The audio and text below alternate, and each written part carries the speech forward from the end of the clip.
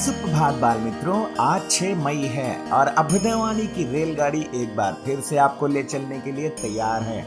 आपके दोस्त और हमसफर प्रेम वर्मा के साथ आज के रोमांचक, ज्ञानवर्धक और नैतिक शिक्षा से भरपूर एक अद्भुत यात्रा में, जहां हम नए विचारों से प्रेरित होंगे, नई जानकारी हासिल करेंगे और जीवन के मूल्यों को समझेंगे।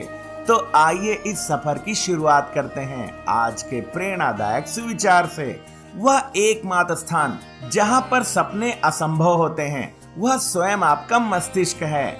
The only place where dreams become impossible is your own mind। इस विचार का अर्थ है कि हमारे सपनों की सबसे बड़ी बाधा हमारी अपनी सोच या मानसिकता होती है। यदि हम अपने मन में यह विश्वास बना लें कि कुछ असंभव है, तो वह वास्तव में असंभव हो जाता है। सपने तभी टूटते हैं जब हम उन्हें अपने विचारों, डर या संदेह से सीमित कर देते हैं। इसलिए यह हम पर निर्भर है कि हम अपने मस्तिष्क को एक सीमा बनाने दें या उसे असीम संभावनाओं का द्वार खोलने के लिए प्रेरित करें। अभ्युदयवाणी में अब जानते हैं आज का अंग्रेजी शब्द जो है अक्यूरेट, ACCURATE।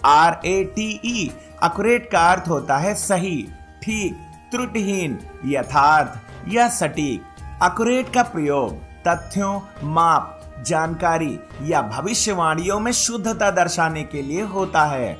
उदाहरण के लिए, the app provides accurate weather forecast. यह ऐप मौसम का सटीक पूर्वानुमान देता है। आगे बढ़ते हैं इस सफर में और आनंद लेते हैं आज की पहेली का। 4 अक्षर का है मेरा नाम, गहरी छाया फल देना है मेरा काम। पत्तों से कीड़े हैं पलते और कीड़ों से हम कपड़ा बुनते। इस पहेली का जवाब है शहतूत, जिससे रेशम कीट पालन होता है। अब अगला स्टेशन है आज का इतिहास। इतिहास हमें अतीत से सीखने और वर्तमान को बेहतर बनाने का मौका देता है।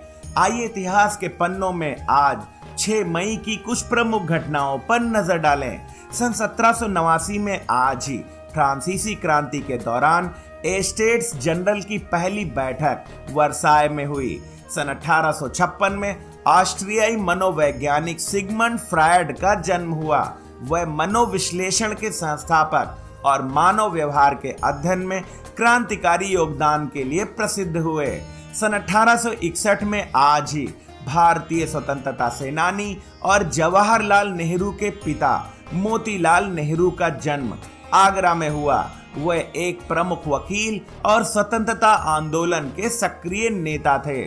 सन 1945 में आज ही द्वितीय विश्व युद्ध में जर्मनी ने सोवियत संघ के सामने आत्मसमर्पण किया, जिससे यूरोप में युद्ध की समाप्ति हुई। लेकिन आधिकारिक तौर पर युद्ध 8 मई को समाप्त हुआ। सन 2004 में आज ही चीन ने औपचारिक रूप से सिक्किम को भारत का अंग मानने की घोषणा की, जिससे दोनों देशों के संबंधों में सुधार हुआ। सन 2005 में आज ही संयुक्त राष्ट्र ने लश्कर ए तैयबा को आतंकवादी संगठनों की सूची में शामिल किया।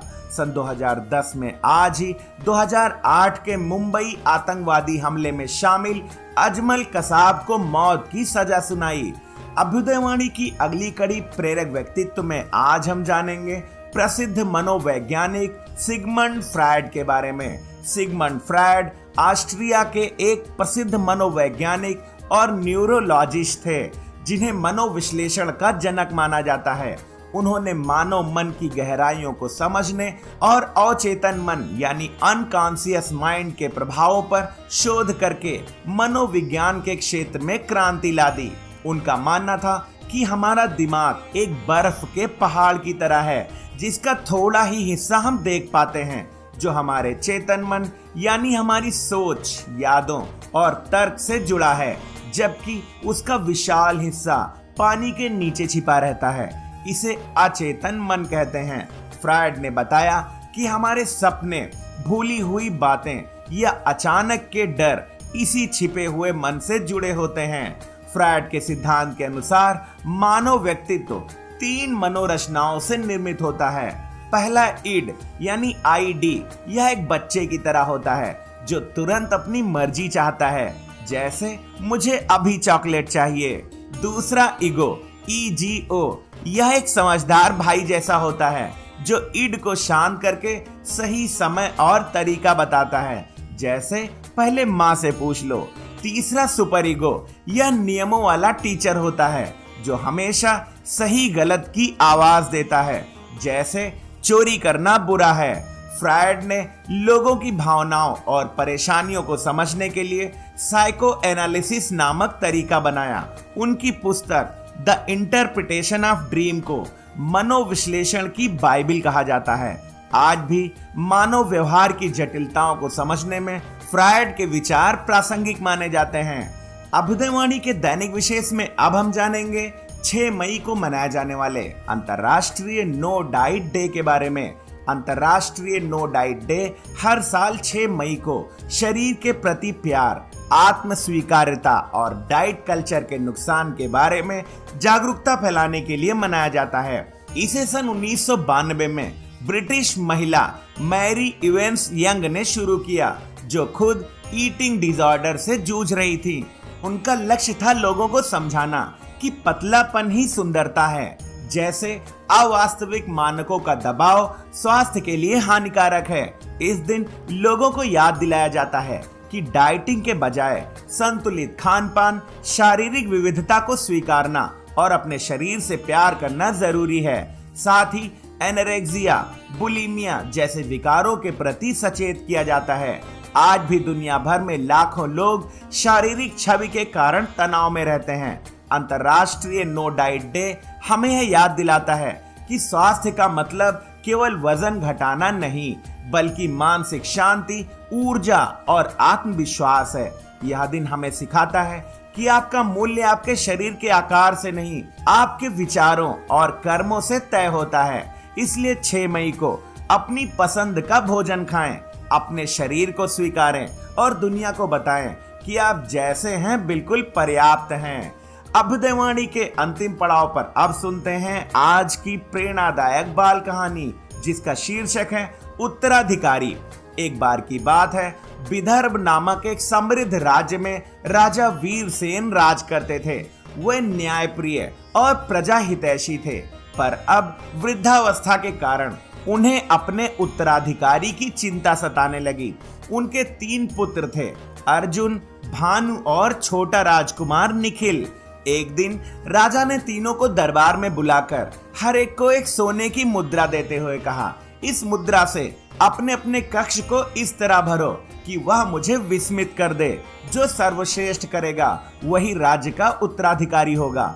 बड़े पुत्र अर्जुन ने सोचा, मुद्रा से सस्ती घास फूस खरीदूंगा, जितना अधिक सामान उतनी जीत की गारंटी। उसने मुद्रा लगाकर ढेर सारी सूखी घास खरीदी और अपना कमरा लबालब भर दिया।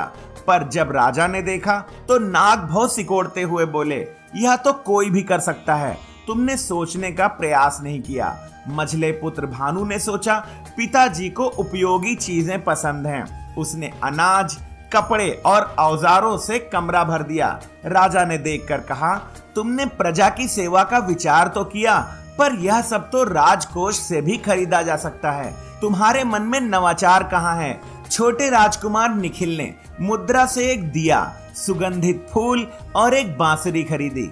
उसने दिए से कमरे को रोशनी से, फूलों की सुगंध से हवा को और बांसुरी के मधुर स्वरों से वातावरण को भर दिया। जब राजा कमरे में घुसे तो उनकी आंखें चमक उठी। वह मुस्कुराए और बोले, तुमने न सिर्फ कमरा बल्कि हर किसी का हृदय भी भर दिया है। राजा वीरसेन ने निखिल को गले लगाते हुए घोषणा की, राजा को ऐसे ही नेतृत्व की आवश्यकता है जो सिर्फ समस्याओं से नहीं बल्कि लोगों को खुशियों से भर दे।